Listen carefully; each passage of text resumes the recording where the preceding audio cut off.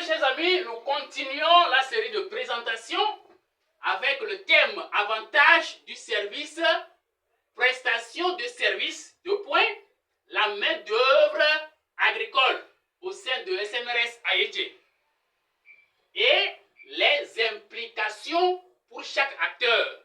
Ça a des avantages, mais des implications. Voilà, nous allons aller très rapidement. Pour les prestataires de services qui, auparavant, étaient appelés les métayers. D'abord, le terme métayer apparaît comme un titre sale. On parle de main-d'œuvre agricole, c'est que d'abord, il y a de la valeur que l'on donne à cette activité. Donc, ceux qui sont prestataires ont plus de valeur dans cette logique de main-d'œuvre agricole.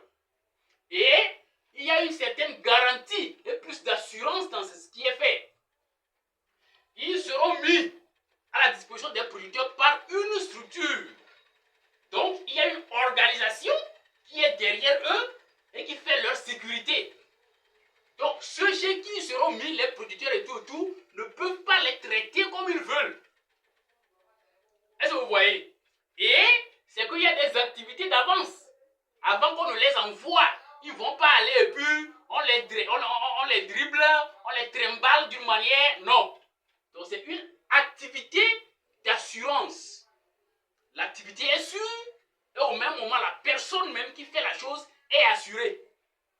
Et comme on l'a dit, ceux qui vont carrément opter à prendre ça comme leur fonction, ces gens-là vont signer un contrat à durée indéterminée et seront déclarés à la Caisse nationale de sécurité sociale. Autrement dit, ils vont bénéficier de l'assurance maladie et bien d'autres assurances. Ils vont bénéficier de la pension de retraite. Voilà quelques avantages pour les prestataires. On peut toujours trouver d'autres avantages. L'avantage pour les producteurs, c'est que l'on peut faire une agriculture bien programmée, avec plus d'assurance. Le grand problème de l'agriculture, dans nos milieux, chers amis, c'est la main-d'œuvre. On crie, c'est la nature, la pluie, tout ça là. Je suis d'accord. Et moi-même, je le dis. Mais la main-d'œuvre est fondamentale.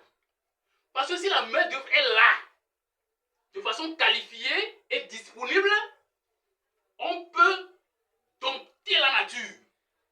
Je ne veux pas tout aller dans ce développement, mes chers amis, les producteurs bénéficient du fait qu'ils peuvent désormais produire avec plus d'assurance. Et eux aussi, il n'y aura pas de prestataires bandits qui viendraient les mentir, faire des travaux bizarres et les manipuler comme ils veulent. Parce qu'il y a aussi des prestataires vraiment qui sont difficiles à gérer. Alors ici, il y a une norme qui conduit tout le monde. Donc chacun est appelé à être droit pour qu'ensemble, l'on puisse évoluer. L'autre avantage est que il n'y aura pas de nécessité d'avoir la totalité des fonds pour payer les gens au fur et à mesure, puisque c'est prévisionnellement à la fin du contrat qui est annuel normalement, ça peut être de 6 mois et tout, mais les contrats en réalité c'est 1 an renouvelable. Même dans un contrat à durée indéterminée, c'est qu'il y a une période d'une campagne agricole qui se renouvelle automatiquement. Est-ce que vous voyez? Donc, l'on peut cultiver, il faut juste avoir le minimum pour pouvoir prendre en charge les prestataires qui seront mis à la disposition du producteur, ou de la ferme, ou de etc. Donc, il n'y aura plus besoin de mobiliser assez de fonds pour faire sa production. Donc, on attend la fin des récoltes maintenant. Quand l'achat des produits se fait, alors chacun a son argent, chacun est payé, et les prestataires et le producteur. Alors, pour AEG, vous savez, AEG est dans une logique d'entrepreneuriat social. Et nous sommes dans l'axe 3 de l'association Sauver le monde par le respect du sexe, qui est la lutte contre la pauvreté. Tout ce système-là permet d'embaucher assez de personnes et ça fait une joie, ça fait une réalisation pour cette association-là. Le nombre de personnes qui seront embauchées, les producteurs qui seront servis, ça va créer vraiment une évolution. Et là, on est en train de réaliser la lutte contre la pauvreté. Au-delà de ça, ça permet à Haïti de contourner le grand besoin financier où les producteurs crient à tout moment, on veut financement, on veut tel, on veut tel.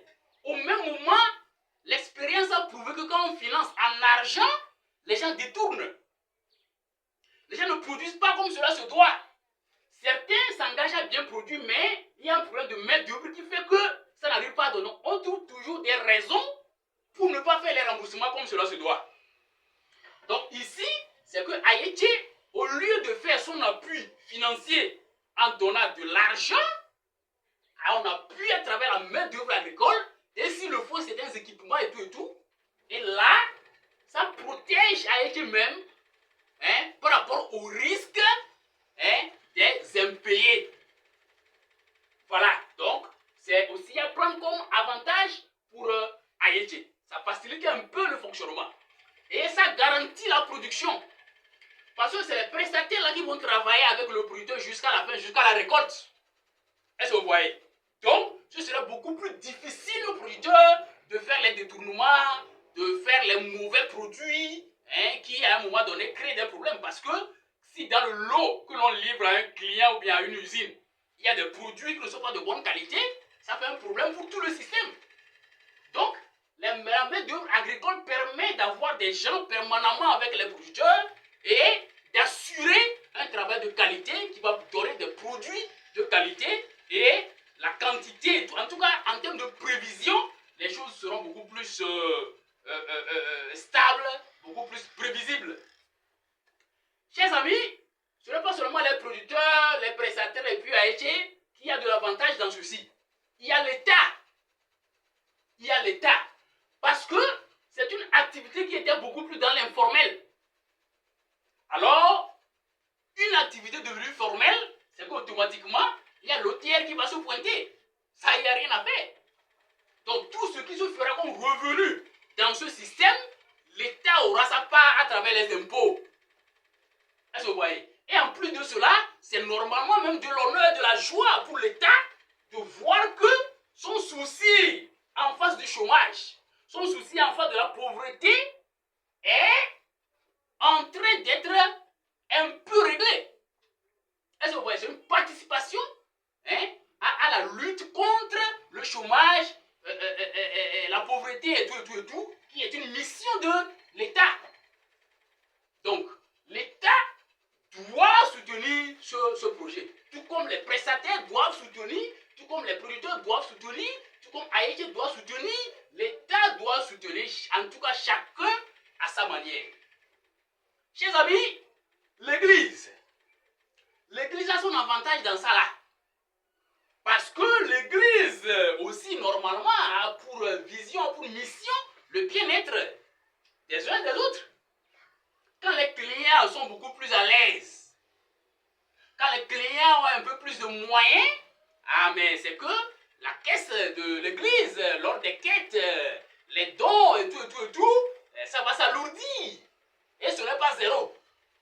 Et la personne qui n'est pas pauvre, qui n'est pas soumise à la douleur de la pauvreté, est moins susceptible de commettre certains péchés.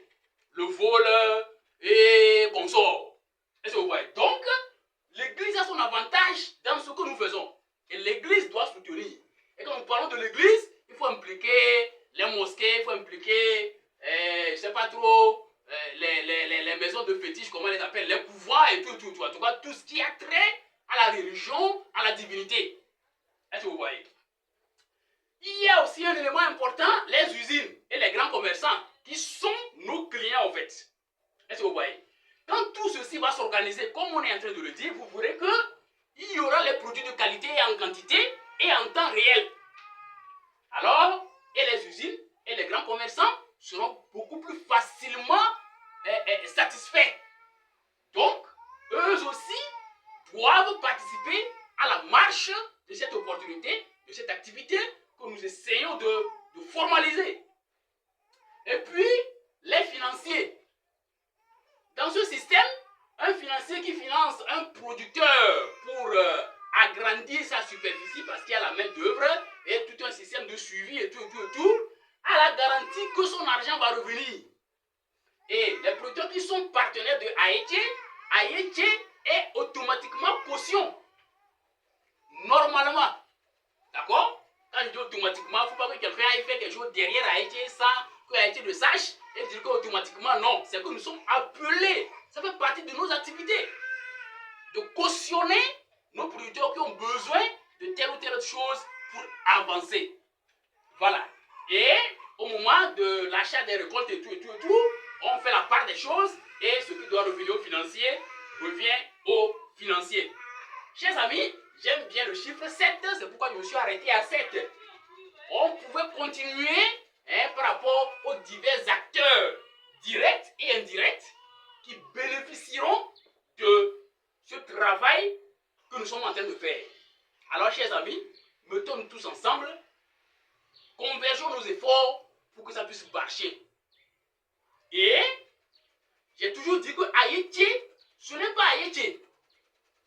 Aïeté, c'est pour tous, c'est pour le bien social. Il faut réussir à comprendre ça. D'autres entreprises vont bénéficier de ça là. D'autres sociétés vont bénéficier de ça là. En se faisant par exemple partenaire, en se faisant investisseur, en se faisant. Le système Aïeté est un outil de développement.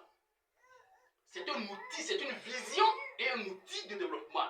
Que chacun en profite. Je vous remercie.